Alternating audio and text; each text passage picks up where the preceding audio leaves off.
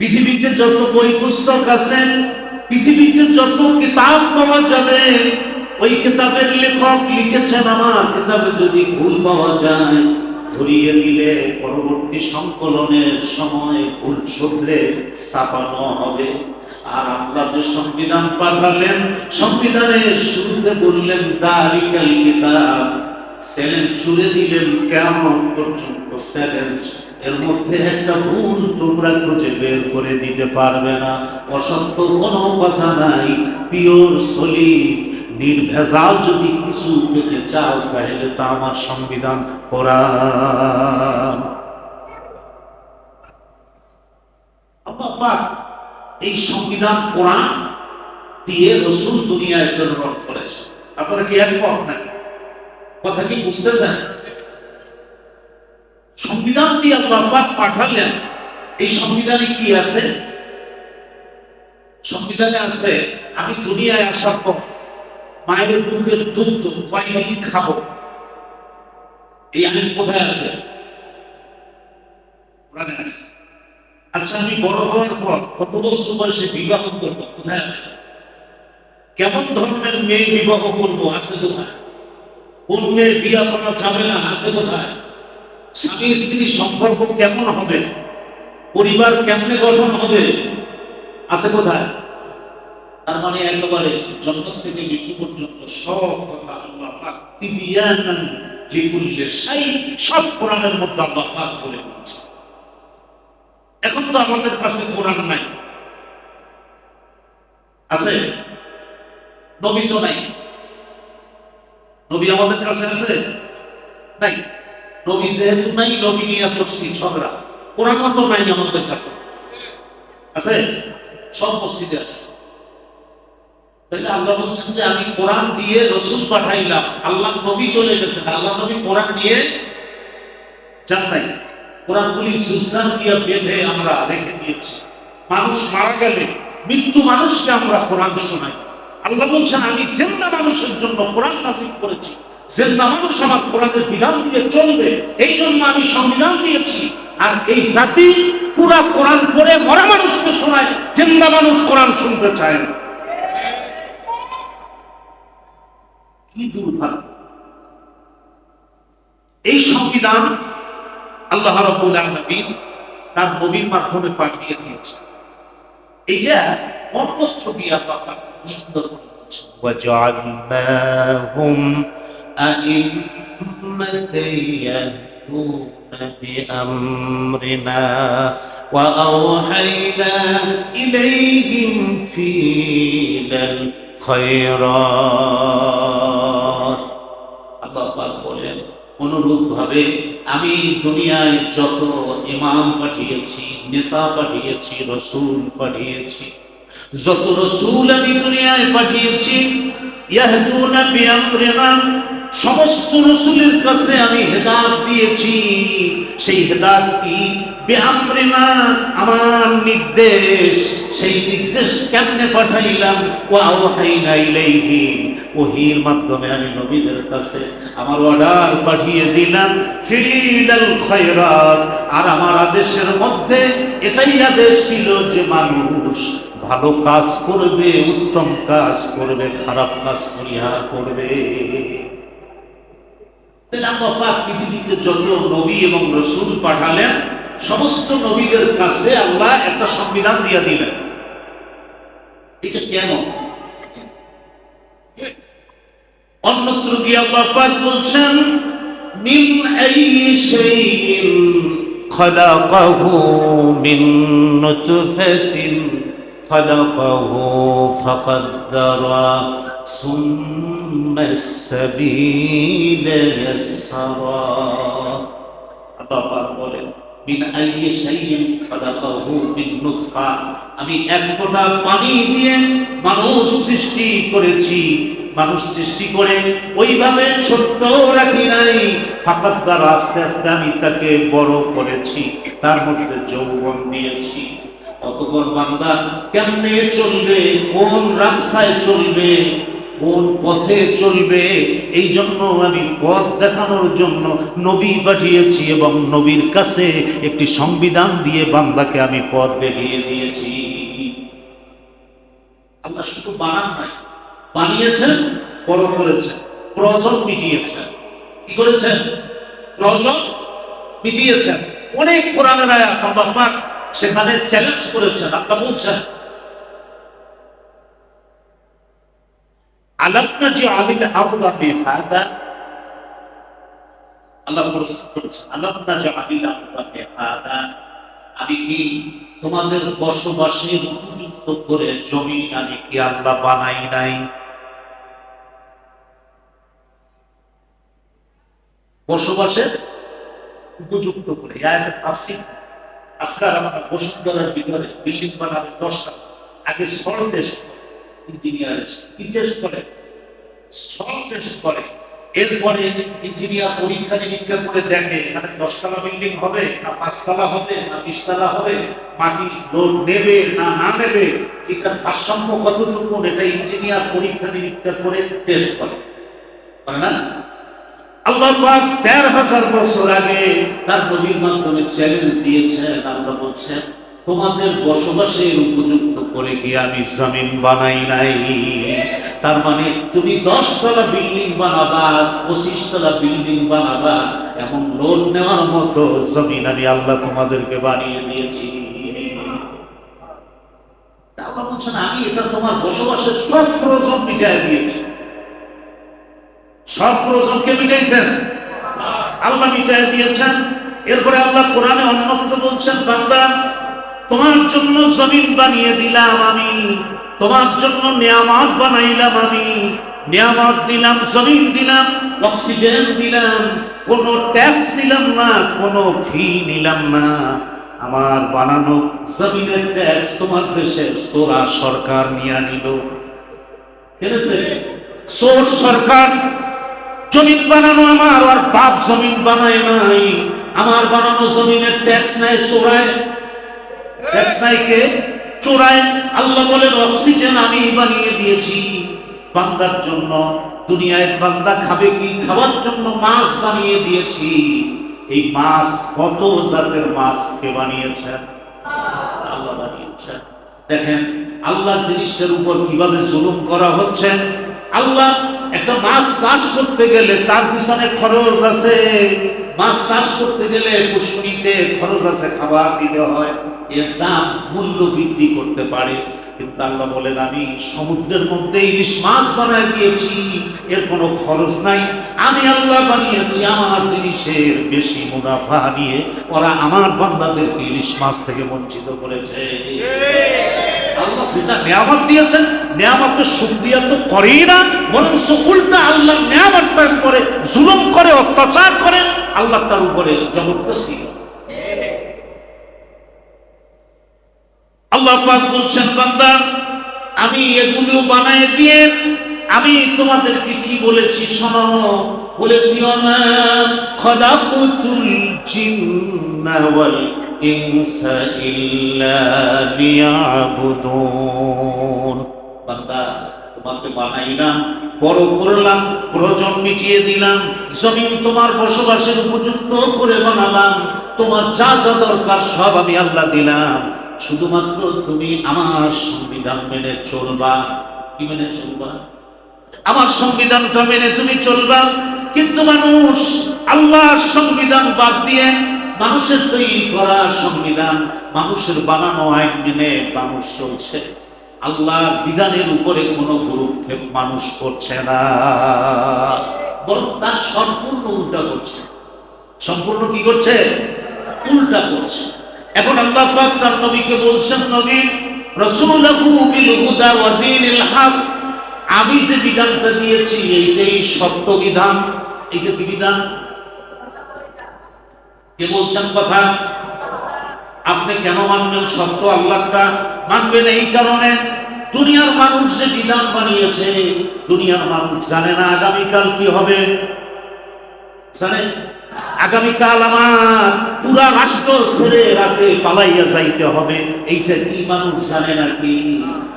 মানুষ জানে না। জানে কে? জানে আল্লাহ।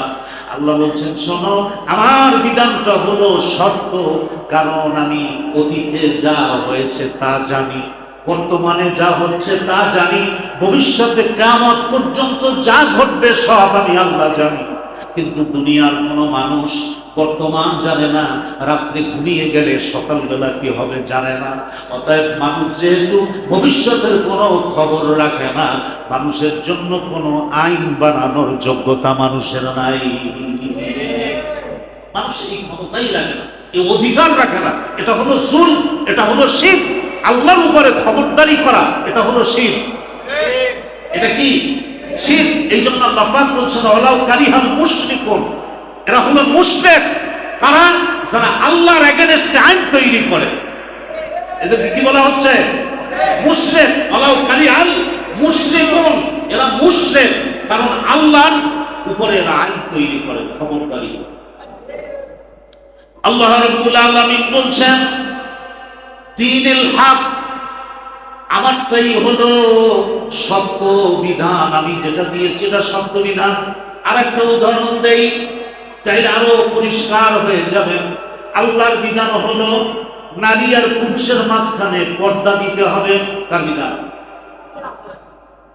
আপনারা বুঝতেছেন? আল্লাহর বিধান হলো নারী আর পুরুষ মাঝখানে একটা পর্দা দিতে হবে। আর দুনিয়ার সংবিধানগুলি বলছে নারী আর পুরুষ সমান অধিকার, পর্দা উঠায় দাও, পর্দা উঠায় দাও, নারী আর পুরুষের অধিকার হবে সমান। এটা হলো দুনিয়ার সংবিধানের ওয়াজ। আর আল্লাহর ওয়াজ হচ্ছে নারী আর পুরুষ মাঝখানে একটা কাবার দিয়ে দাও। এখন আল্লাহটা সত্য হলো কেমনে? আমরা এখানে বসে আছি, এই যে ফ্যানগুলি চলছে কারেন্টে চলে, কিসে চলে? কারেন্টে। কারেন্ট যিনি তৈরি করেছে, ওই ইঞ্জিনিয়ার, সে কারেন্ট সৃষ্টি করেছে, সে বলেছে কারেন্ট হলো দুই তারে থাকবে, মাঝখানে একটা প্লাস্টিকের কভার দিতে হবে। কি দিতে হবে? কভার দিতে হবে। এখন এই ডিজিটাল যুগে কোনো বড় মস্ত বড় যদি ইঞ্জিনিয়ার এসে বলে দুই তার নিলে খরচ অনেক বেশি, এত খরচ দিয়ে পাচ্ছি না, এক তারের মধ্য দিয়েই দুইটা নিয়ে যাব, তাহলে কি আপনার ফ্যান চলবে, লাইট জ্বলবে, না উল্টা ফায়ার হবে? উল্টা কি হবে? ফায়ার হবে। মানুষ সৃষ্টি করছেন কে? কারেন্ট সৃষ্টি করছে কে? মানুষ। এই যে ভুল করে কারেন্ট বানাইছে আলোকে, না, কারেন্ট সৃষ্টি করছে কে? মানুষ। ফর্মুলা কার? আল্লাহ। ফর্মুলা কার? আল্লাহ। সৃষ্টি করছে কে? মানুষ। মাইক সৃষ্টি করছে কে? মানুষ। ফর্মুলা কার? আল্লাহ। এই লোহা আল্লাহ, প্লাস্টিক আল্লাহ, এই খাবার টাবার সব আল্লাহ, এই র মেটাল, এই কাঁচামাল হলো আল্লাহ, কিন্তু এগুলি সৃষ্টি করছে মানুষ। তাইলে কারেন্ট যে ইঞ্জিনিয়ার সৃষ্টি করলো, ওই ইঞ্জিনিয়ার কারেন্টের হালত জানেন। আল্লাহ পাক বলছেন শোনো, আমি নারী আর পুরুষ বানিয়েছি যখন, তখন এটার মধ্যে একটা কারেন্ট তৈরি করেছি, আকর্ষণ তৈরি করেছি, একটা আর একটার সাথে আকর্ষণ হয়। আল্লাহ বলেন এই জন্য আমি নারী আর পুরুষ বানিয়ে নির্দেশ করেছি, মাঝখানে পার্টিশন দিয়ে রাখবা, খবরদার কারেন্টের মতো আকর্ষণ হয়ে জ্বলে পুড়ে শেষ হয়ে না যায়। এখন আল্লাহর নির্দেশ অমান্য করে মানুষ যখন সমান অধিকারের নাম করে আল্লাহর বিধান বাদ দিয়ে মানুষের বিধান মানতে গিয়েছে, তখনই সমাজ দূষিত হয়েছে, সমাজ নষ্ট হয়েছে, সমাজ ধ্বংসের দ্বার প্রান্তে চলে গেছে, মানুষ আস্তে আস্তে করে খারাপের দিকে ধাবিত হয়েছে। এই জন্য আল্লাহ পাক বলছেন অদীনিল হক, আমার বিধানটাই হলো সত্য বিধান। এই গেল এক। দুই, কোরআনুল কারীমে অন্য জায়গায় আল্লাহ পাক বলছেন আলা লাহুল খালক ওয়াল আমর, আলা লাহুল খালক ওয়াল আমর। আল্লাহ বলেন সৃষ্টি যার, আইন চলবে তার। সৃষ্টি যার। এই কথাটা কি আল্লাহ সত্য বলছেন না মিথ্যা? কেমনে সত্য হলো? গাভী হলো আপনার, দুধ খাবো আমি, জমিন হলো আপনার, আপনি খুব কষ্ট করে 2 কাঠা জমিন ক্রয় করেছেন, এখন আপনার তো সবচেয়ে প্রিয় হলো আপনার কাছে শালা কে? ভাইয়ের চাইতে আপন হয় কে? আমাদের দেশে ভাইয়ের চাইতে আপন কে? শালা। আপনি খুব কষ্ট করে 2 কাঠা জমি ক্রয় করেছেন, আপনার সেই প্রিয় শালা ভাই সে যদি এসে বলে দুলাভাই 2 কাঠা জমি তুমি কিনছো ঠিকই, আমি এইখানে একটা বাড়ি করি, আপনি তাকে দেবেন নাকি? দেবেন না। শালাকেও দেবেন না। আপনার বাড়িতে নিজের দুধের গাভী, আপনার দুধ প্রত্যেক দিন আপনার মসজিদের ইমাম সাহেব যদি নিয়ে আসে, তাকে বিনা পয়সায় দেবেন নাকি? দেবেন না। কেন দেবেন না? ইমামকে তো আপনি খুব ভালোবাসেন, মহব্বত করেন। আল্লাহ বলছেন যে যে জিনিসের মালিক ওই জিনিসের হকদার হলো সে। ওই জিনিসের হকদার কে? সে। এখন আল্লাহ পাক প্রশ্ন করছেন, বান্দা জমিনকে বানিয়েছেন, বলেন বলেন, জমিনকে বানিয়েছেন। আল্লাহ বলছেন আসমানকে বানিয়েছেন, সূর্যকে বানিয়েছেন, মানুষগুলিকে বানিয়েছেন। আল্লাহ পাক বলছেন শোনো, এগুলি যেহেতু আমি বানিয়েছি, এগুলি আমার কথায় চলবে, আমার আইনে চলবে। কারেন্ট তোমরা বানাইছো, কারেন্ট তোমাদের আইনে চলবে। মাইক তোমরা বানিয়েছো, মাইক তোমাদের আইনে চলবে। মসজিদ টাইলস তোমরা করছো, তোমাদের আইনে চালাও। কিন্তু আমি যেই জিনিস বানিয়েছি এগুলি আমার আইনে চলবে, অন্য কারো আইনে চলতে পারবে না। এই আবদারটা কি আল্লাহ অন্যায় করেছেন? আল্লাহর এই আবদার অন্যায়? তাইলে আল্লাহ পাক আবদার করেছেন যে মানুষ আমি বানিয়েছি, মানুষ আমার কথা অনুযায়ী চলবে, আমি এই জন্য বানিয়েছি। এখন আল্লাহ কেমনে চলবে? আল্লাহ বলেন হুয়াল্লাযী আরসালা রাসূলাহু বিল হুদা ওয়া দীনিল হক। আমি সত্য বিধান সহকারে একটি সংবিধান দিয়ে পৃথিবীতে রাসূল পাঠিয়েছি। আর আমার সেই সত্য বিধান আমার রাসূলকে বলেছি, হে রাসূল আপনার কাজ হচ্ছে লিউযহিরাহু আলা দ্বীনি কুল্লি। দুনিয়ায় যত বিধান আছে সব বিধানের উপরে আমার বিধানটা আপনি জয়ী করে দেবেন। কার কাজ? রাসূলের কাজ। রাসূল এখন নাই, এই কাজ কার? হিন্দুদের। কাদের? মুসলমানদের। রাসূলের উম্মতদের। কাদের? রাসূলের উম্মতদের। রাসূলের উম্মতদের নবী নিয়ে ঝগড়া করা কাজ না। কি করা? নবী নূরের না মাটি, নবী দাঁড়াইয়া না বসা না শুইয়া, এই কাজ উম্মতের না। উম্মতের কাজ হচ্ছে আল্লাহ বলছেন লিউযহিরাহু আলা দ্বীনি কুল্লি। গোটা পৃথিবীতে মানুষের তৈরি করা বিধান দিয়ে পৃথিবী চালাচ্ছে। আমার নবীর কাজ হচ্ছে আমার কোরআন দিয়ে পৃথিবী চালাতে হবে। আমি পৃথিবী বানিয়েছি, আমার কোরআন দিয়ে পৃথিবী চলবে। কথা বুঝেন নাই? এইটা হলো নবীর উম্মতের কাজ। কার কাজ? কিন্তু উম্মত এই কাজের বাড়ির কাছেও নাই, কারণ এইটায় মারামারি আছে, জেল আছে, জরিমানা আছে। এই কাজ করতে গেলে চাকরি চলে যাইতে পারে। এই জন্য এটা বাদ দিয়া তারা মিলাদ শরীফ পড়বে আর পাশারের জেলাপি খাবে, মিষ্টি খাবে। এই লাইন পাশাই করে জানাইছে। কথা বুঝতেছেন নাকি? হ্যাঁ, অতএব তার এই লাইন সঠিক না, ভুল লাইন। এই লাইন কি? ভুল লাইন, সঠিক না। সঠিক লাইন হচ্ছে আল্লাহর জমিনে আল্লাহর বিধান প্রতিষ্ঠা করতে হবে। আল্লাহর জমিন, জমিন যেহেতু আল্লাহর, আইন চলবে কার? অন্য কারো। ডক্টর কামাল হোসেন আইন লেখছে। কি আইন লেখছে? ডক্টর কামাল হোসেন। কামাল হোসেনের কথা কেউ শোনে না। এখন বেটায় জেলদা, এখনো হ্যার কথা কেউ শোনে না। তাইলে হ্যাঁ কি আইন, হে লেখবে কি আইন, কখন কি হবে না না হবে কিছুই সে জানে না। আর এই আইন, মানুষকে চালানোর আইন লেখার অধিকার আল্লাহ কাউকে দেন নাই। এরা হলো মুশরিক। এরা কি? মুশরিক। আপনি দেখেন মুহাম্মদুর রাসূলুল্লাহ সাল্লাল্লাহু আলাইহি ওয়াসাল্লাম যখন মক্কা নগরীতে এলেন, মক্কা একটা রাষ্ট্র ছিল না? মক্কার রাষ্ট্রের রাষ্ট্রপ্রধান আবু জাহেল ছিল না? রাষ্ট্রে একটা আইন ছিল না? রাসূল আইনের বিরুদ্ধে কথা বলেছে। মুসা আলাইহিস সালাম যখন এলেন তখন ফেরাউন সেই রাষ্ট্রের রাজা ছিল না? ফেরাউন তার আইন দিয়ে রাষ্ট্র চালাইছে না? মুসা আলাইহিস সালাম আল্লাহর আইনের কথা বলেছেন। ইব্রাহিম আলাইহিস সালাম নমরুদকে আল্লাহর আইনের কথা বলছেন। আর এইটা নিয়েই সমস্ত নবীদের সাথে দ্বন্দ্ব হয়েছে। আর নবীদেরকে বিতাড়িত করেছে, নবীদের উপর অত্যাচার করেছে, নবীদেরকে মারধর করেছে, নবীর সাহাবীদেরকে কি করেছে? হত্যা করেছে। এখন আমরা সকলে ইসলামকে ভালোবাসি, সকলে ইসলামকে ভালোবাসি, সকলে মুহাম্মদ সাল্লাল্লাহু আলাইহি ওয়াসাল্লামকে কি করি? ভালোবাসি। জিলাপি খাই, মিষ্টি খাই, সব ভালোবাসি। কিন্তু আল্লাহর আইন দিয়া এই দেশ চলুক, সমাজ চলুক, এটা কেউ চাই না। এজন্য হয়তো শতকরা 10 জন লোক পাওয়া যাবে। কয়জন লোক? 10 জন। 90 জন লোক হইল যাইয়া ওই দলে।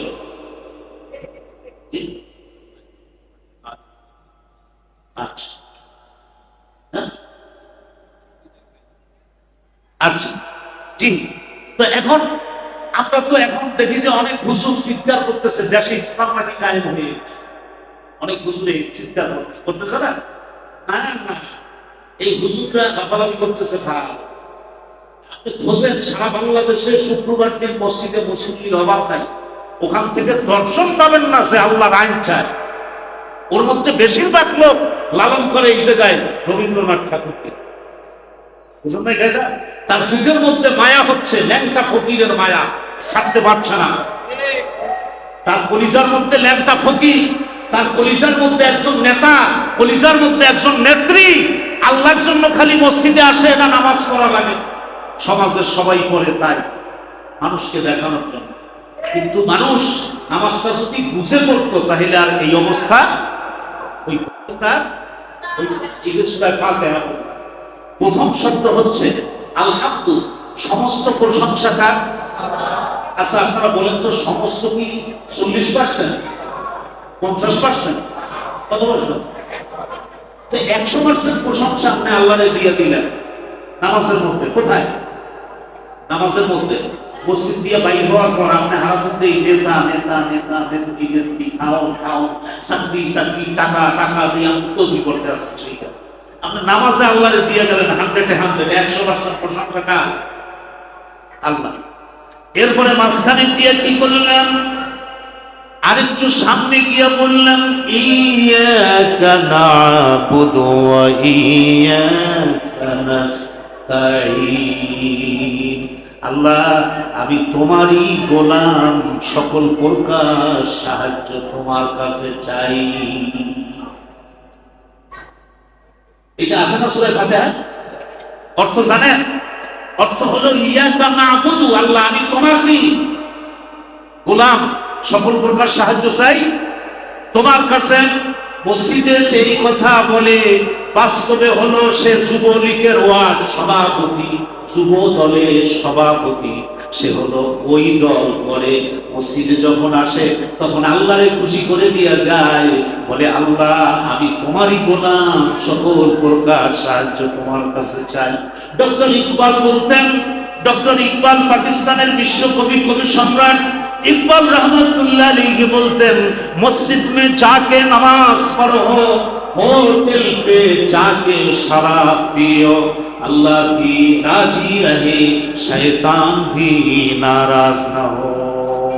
ডক্টর ইকবাল বলে যারা মসজিদে যায়, নামাজ আদায় করে, আল্লাহরেও খুশি করে, আবার বাহিরে বের হয়ে শয়তানের সাথে খাতির রাখে, যাতে শয়তান তাদের উপরে বেজার হয়ে না যায়। দুটো দিক রাখে, এদিকেও আছে ওদিকেও, কোনোটা ছুটে না যায়। এই জন্য এই কাজ করে। দুদিল বান্দা কালমা চোর না পায় শ্মশান, না পায় বলে। এই জন্য আল্লাহ পাক কি বলছেন দেখেন তার নবীকে। প্রথম যখন মক্কায় নবীজি দাওয়াত দিলেন, নবীকে আল্লাহ পাক কি বলছেন? আল্লাহ পাক বলছেন লা ইকরাহা ফিদ্দীন قد تبين الرشد من الغي فمن يكفر بالطاغوت ويؤمن بالله। আল্লাহ পাক বলছেন লা ইকরাহা ফিদ্দীন, হে নবী আমার দিন নিয়ে কোনো বাড়াবাড়ি নাই, জবরদস্তি নাই। কি নাই? জবরদস্তি নাই। কারণ জোর করে একজন নিয়ে আসলেন, তার মনের ভিতরে সে আরেকটা চিন্তা করছে। আপনি জোর করে মসজিদে নিয়ে আসা, তার এখন তো নামাজ পড়াইলেই সে ভালো হয়ে যাবে না। এই জন্য আল্লাহ তার নবীকে বলছেন, নবী লা ইকরাহা ফিদ্দীন, বাড়াবাড়ি নাই, দিন নিয়ে জবরদস্তি নাই, জোরাজুরি নাই। আপনার কাজ হচ্ছে কত্তাবাইয়ানার রুশদু মিনাল গাইয়ে, আপনি মানুষদেরকে স্পষ্ট করে দেন, সুন্দর করে বুঝিয়ে দেন। আল্লাহর উপর ঈমান আনতে হলে আগে তাগুতকে ছাড়তে হবে। আগে কি করতে হবে? তাগুত ছাড়তে হবে। আল্লাহর উপর যদি তুমি ঈমান আনতে চাও, তাহলে তুমি আগে তাগুত ছাড়ো, এরপর আল্লাহর উপর ঈমান আনো। এখানে কোনো জোর জবরদস্তি নাই, এইটা আপনি বুঝাবেন। আমার যে বান্দা বুঝে তাগুত ছেড়ে আমার দিকে ফিরে আসবে, আমি তাকে জান্নাত দিয়ে দেব।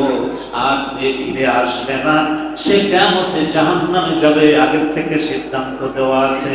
অর্থাৎ দুনিয়ায় কারো উপরে কোনো জুলুম নাই, জবরদস্তি নাই।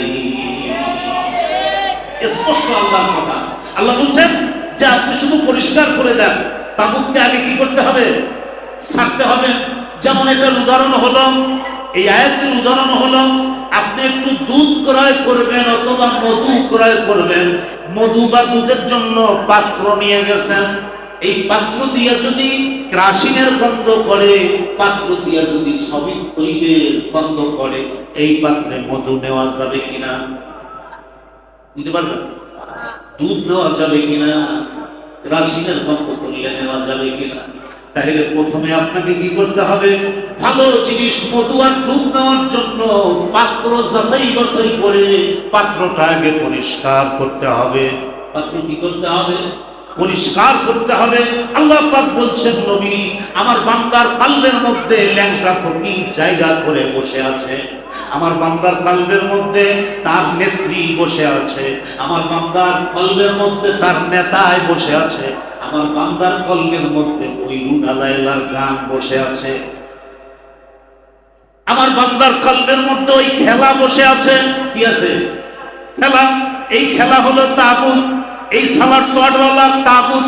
এই কুতুবে আজম কুতুব পীর সাহেব তাগুত। এই নেতা হলো তাগুত। এই নেত্রী হলো তাগুত, যে মানুষের দিলটা নষ্ট করে দিচ্ছে। আল্লাহ বলছেন, হে নবী আগে ওদেরকে পরিষ্কার করে বাদ দিতে বলেন, এরপর আমার উপরে ঈমান আনতে বলেন। এইটা নবীজি বলার পর হযরত ওমর, ওসমান, আলী, আবু বকর সব তাগুত বাদ দিয়ে তার উপরে ঈমান এনেছে। কিন্তু আব্দুল্লাহ ইবনে উবাই ও তাগুত বাদ দিয়ে ঈমান আনে নাই, তাগুত সহ ঈমান এনেছে। আর আবু জাহাল তো স্পষ্টবাদী ছিল। আবু জাহাল ছিল স্পষ্টবাদী। আবু জাহাল বলল, কুল ইয়া আইয়ুহাল কাফিরুন লা আ'বুদু মা তা'বুদুন। আবু জাহেল প্রস্তাব দিল, ভাতিজা তুমি যেই কথাগুলি বলছো আমি তোমার কথা মানবো, আর আমার দেশের সংবিধান যা বলছে তুমি এটাও মানো, তুমি আমারটা মানো, আমি তোমারটা মানি। এভাবে ঝগড়া করে চাষাবাতি যায় কি লাভ? আল্লাহ কোরআন নাযিল করে বলছেন, হে নবী আপনি বলে দেন আমি তো সেই এক আল্লাহর দাসত্ব করি যার সাথে কোনো শরীক নাই, অংশীদার নাই। তুমি যদি পারো সেই এক আল্লাহর ইবাদত করো, আর যদি না পারো তুমি তোমারটা নিয়ে থাকো আর আমি আমারটা নিয়ে থাকি। এর বিচার তো একদিন হবে কিয়ামতের মাঠে। ওই দিন বোঝা যাবে তুমি সত্যবাদী না আমি সত্যবাদী। তাহলে আল্লাহ পাক বলছেন, হুয়াল্লাযী আরসালা রাসূলাহু বিল হুদা ওয়া দীনিল হক। সত্য বিধান সহকারে রাসূল পাঠানো হয়েছে। সেই সত্য বিধান হলো কোরআন। সত্য বিধান কি? কোরআন। এখন আমি শেষ করে নিয়ে আসছি, নবী নিয়ে ঝগড়া করে লাভ নাই। কোরআনটা কি আমরা আসলে বুঝে পড়তে পারতেছি? সব মসজিদের ঘরে কোরআন আছে। কোরআন বুঝে পড়েন কয়জন? একটু হাসান তো। এতগুলো মানুষের মধ্যে 4 জন হাত নামান। হাত উঠাইতে বলা হতো লজ্জার কাজ, হাত নামান। তাইলে এত মানুষের মধ্যে যদি 4 জন লোক কোরআন অর্থ বুঝে পড়েন, আবার কেউ কেউ মনে করে হুজুর আমরা পড়বো না। এই কোরআন তো আপনাকে হুজুর গোসল আল্লাহ কন্ট্রাক্টটা দিতেছে, আপনারা পড়লে এটা দিয়ে ব্যবসা করবেন নাকি? কোরআন কি হুজুরদের জন্য? কোরআন কি মুসলমানের জন্য? হ্যাঁ, ইয়া আইয়ুহান নাসু উবুদু রাব্বাকুমুল্লাযী খালাকাকুম। আল্লাহ বলেন, হে নবী, আপনি ঘোষণা করে দেন, ইয়া আইয়ুহান নাস, হে মানব মণ্ডলী, উবুদু রাব্বাকুম, সেই আল্লাহর ইবাদত করো, তার নির্দেশ মেনে চলো, যিনি তোমাদেরকে সৃষ্টি করেছেন। যিনি কি করেছেন? সৃষ্টি করেছেন। তার নির্দেশ মেনে চলো। সে সৃষ্টি করে নাই, তার কথা শোনো না। আপনারা এবার বলেন, আপনাদের কম বেশি যারা বয়স্ক লোক, প্রত্যেকের ছেলে মেয়ে আল্লাহ দিয়েছেন, জান নাই? যাদের ছেলে মেয়ে আছে, আপনি ছোট্টবেলা থেকে ছেলেটাকে লালন পালন করলেন, নিজে একটা জামা বানান নাই, নিজে একটা কাপড় কেনেন নাই, কিন্তু ছেলের কাপড় ছিঁড়ে গেলে তাড়াতাড়ি বাজার থেকে কাপড় কিনে এনে দিয়েছেন। ছেলে আপনার কাছে যা আবদার করেছেন, আবদার মতো ছেলের ছোটবেলার সব আবদার পূরণ করেছেন। আজ আপনার ছেলে বিবাহ করাইয়া পুত্রবধূ নিয়ে আসছেন। কি নিয়ে আসছেন? পুত্রবধূ নিয়ে আসছেন। আপনার ছেলে পুত্রবধূর কথা অনুযায়ী চলে, আপনার কথায় চলে না, আপনার স্ত্রীর কথায় চলে না। আপনারা দুইজন ঘরের মধ্যে কাঁদছেন আর বলছেন, হায় আফসোস, এই ছেলেটার জন্য কত না কিছু করলাম, ছেলে এখন পুত্রবধূর কথায় চলে। শুধু কান্দেন তা না, মাঝে মধ্যে দুই একজন মসজিদের ইমামের কাছে এসে কয়, হুজুর, আপনার কাছে কোনো তাবিজ আছে নাকি? ছেলেটা বিয়ে করানোর পর স্ত্রীর কথা অনুযায়ী চলে, আমাদের কারো কথা ছেলে শোনে না। আপনার কলিজাটার মধ্যে অনেক কষ্ট, ঠিক না বেটি? ঠিক না বেটি? তাইলে আপনি একটা ছেলে লালন পালন করেছেন, জামা কিনে দিয়েছেন, এই জন্য আপনার মনে এত কষ্ট। আর আপনার আল্লাহ আপনাকে মায়ের পেটের মধ্যে খাওন দিয়েছেন, আপনার আল্লাহ মায়ের পেট থেকে আপনাকে বের করে দিয়েছেন, আপনার আল্লাহ আপনাকে বড় করেছেন, আপনার আল্লাহ আপনার মুখে দাঁত ছিল না, দাঁত দিয়েছেন, আপনার আল্লাহ আপনাকে যৌবন দিয়েছেন।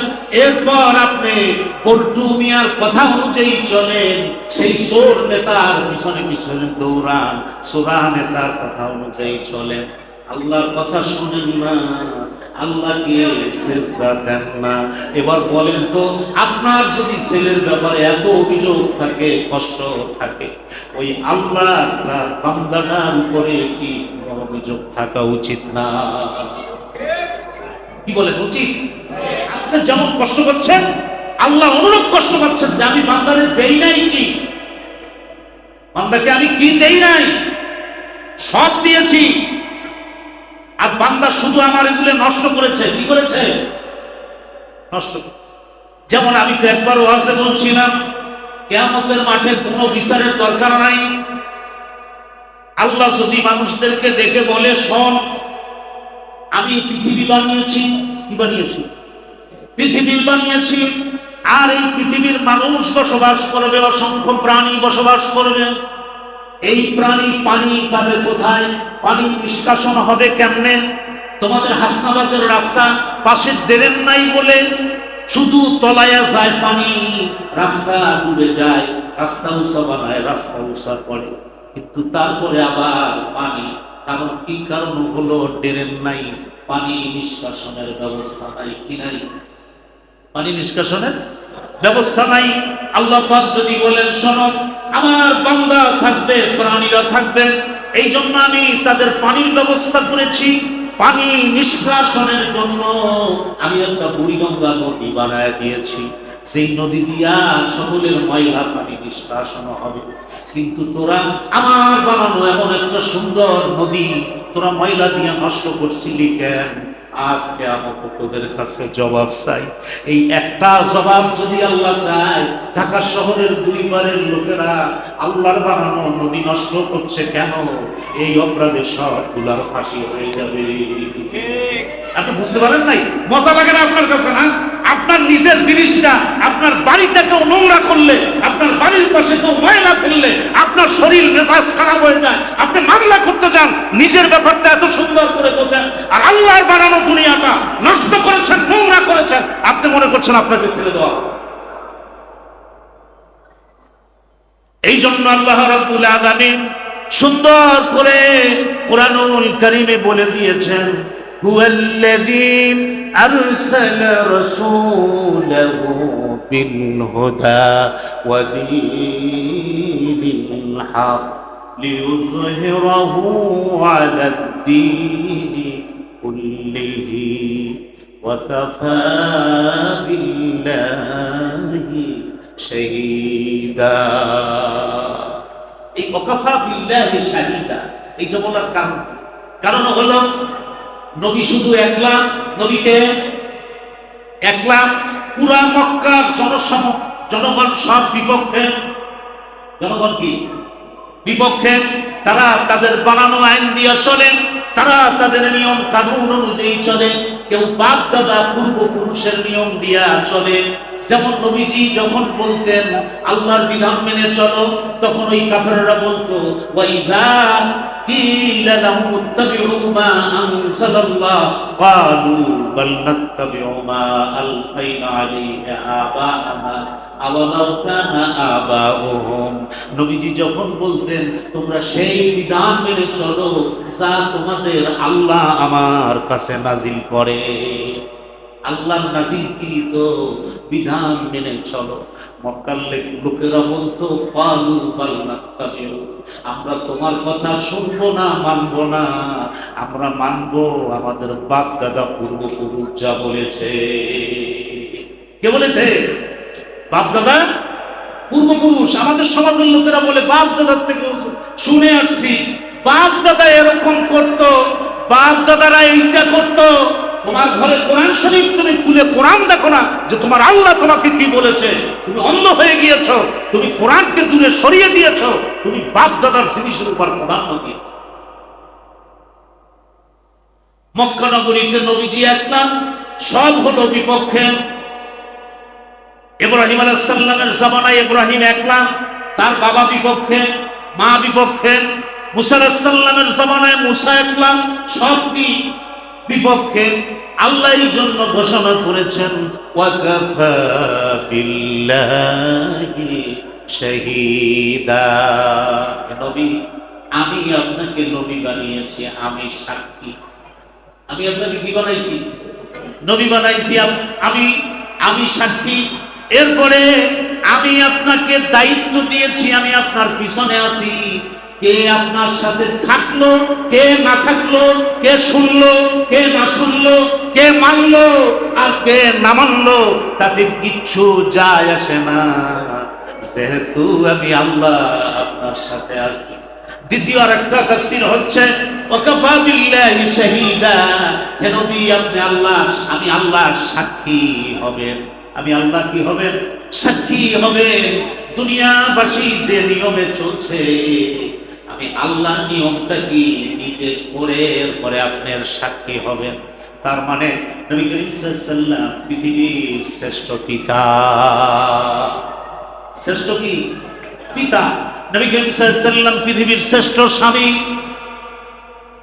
স্বামী কে মুহাম্মদ সাল্লাল্লাহু আলাইহি ওয়াসাল্লাম পৃথিবীর শ্রেষ্ঠ প্রতিবেশী মুহাম্মদ সাল্লাল্লাহু আলাইহি ওয়াসাল্লাম পৃথিবীর শ্রেষ্ঠ সেনাপতি মুহাম্মদ সাল্লাল্লাহু আলাইহি ওয়াসাল্লাম পৃথিবীর শ্রেষ্ঠ সমাজ সংস্কারক পৃথিবীতে যত সমাজ সংস্কারক এসেছে তাদের মধ্যে মুহাম্মদুর রাসূলুল্লাহ সাল্লাল্লাহু আলাইহি ওয়াসাল্লাম শ্রেষ্ঠ সমাজকারক নবীজি সমাজ সংস্কার করে বলছেন খায়রুল কুরুনে কারনি আমার যুগ উত্তম যুগ আমার যুগের মতো এমন শান্তির যুগ আর কোনোদিন আসবে না